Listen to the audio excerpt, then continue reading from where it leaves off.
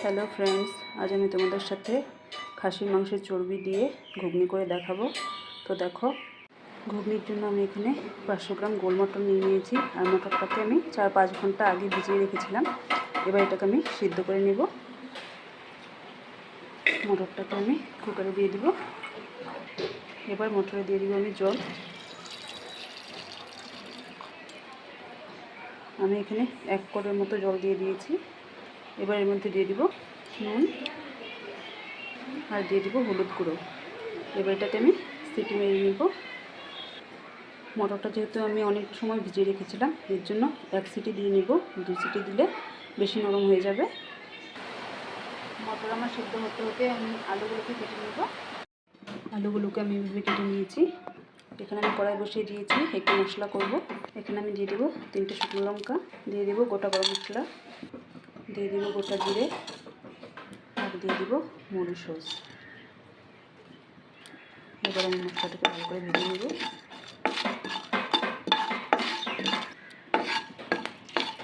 মশলা থেকে আমার খুব ভালো গন্ধ বেরিয়েছে। এবার মানে মশলাটা আমার ভালো করে ভাজা হয়ে গিয়েছে। আমি এবার মশলাটাকে নামিয়ে নেব।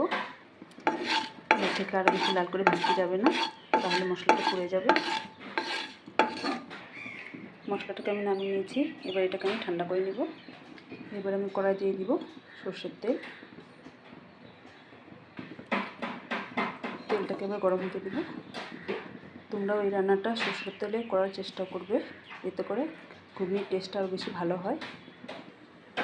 তেল আমার গরম হয়ে গিয়েছে। এবার এর মধ্যে আমি দিয়ে দেবো কেটে রাখা আলু।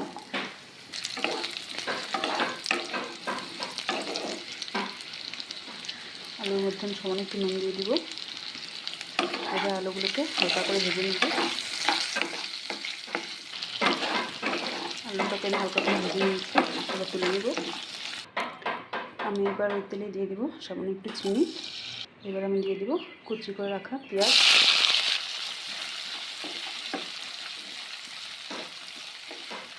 পেঁয়াজটাকে আমি হালকা করে ভেজে নেব। পেঁয়াজটাকে আমি 2-3 মিনিট ভেজে নিয়েছি।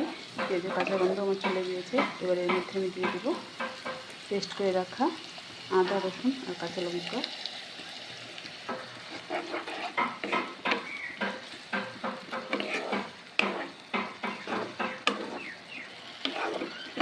মশলাটাকে আমি আবার 1 মিনিট ভেজে নেব।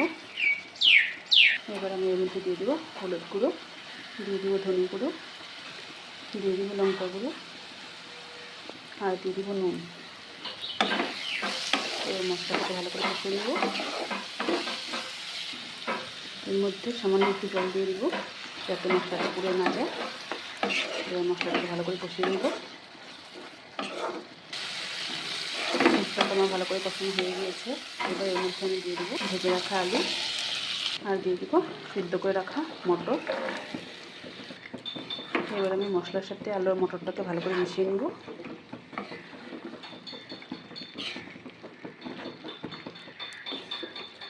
মশলার সাথে আলু আর মটরটাকে আমি ভালো করে ভেজে নিয়েছি। এবার আমি এর মধ্যে দিয়ে দিব ভালো করে ধুয়ে রাখা পাঠার তেল।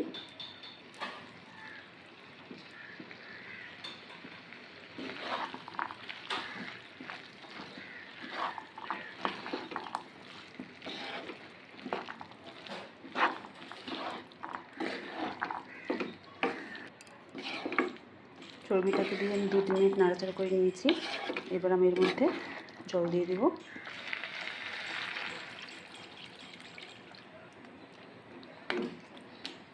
এবার আমি ঘুগনির ঝোলটাকে একটু ফুটতে দেব। মশলাটা আমার ঠান্ডা হয়ে গিয়েছে। এবার এটাকে আমি গুঁড়ো করে নেব।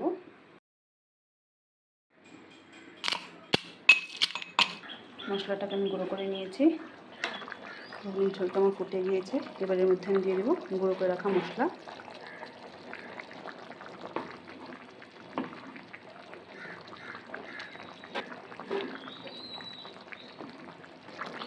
ঘুগনি আমার হয়ে গিয়েছে।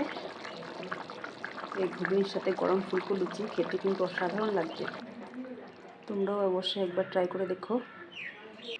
আশা করি তোমাদেরও ভালোই লাগবে। তোমাদের যদি আমার এই রেসিপি ভালো লেগে থাকে তাহলে অবশ্যই আমাকে কমেন্ট করে জানিও। টাটা।